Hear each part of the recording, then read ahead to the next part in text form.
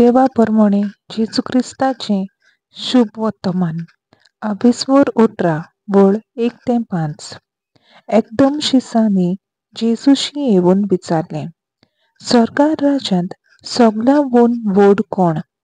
तेन्ना जेजून एकल्या धाकट्या भुरग्याक आपोवून हाडून ताका तांचे मोदें उबो केलो आनी म्हणलें, हांव तुमकां सत सांगतां, तुमचें मन बदल्ल्या बगर आनी तुमी नव्यान धाकटुल्या भुरग्या वरी जाल्ल्या शिवाय तुमी स्वर्गा राज्यांत भितर सरची नात.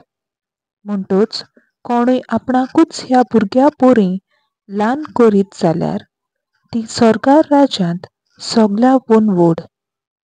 एका धाकटुल्या असल्या भुरग्याक कोण म्हज्या नांवान घेत जाल्यार ती म्हाकाच घेतात. पळयात, ह्या धाकटुल्यांतल्या एकल्याचीच लेगून तुमी बेपरवा करूं नाये. कारण हांव तुमकां सांगतां, तांची राखण करतात ते दूत स्वर्गा आसत्या म्हज्या बापाचें मुखामळ तांबो नासतना पळोवन आसात. देवाचें उतर हें. देवाचो व्हड उपकार.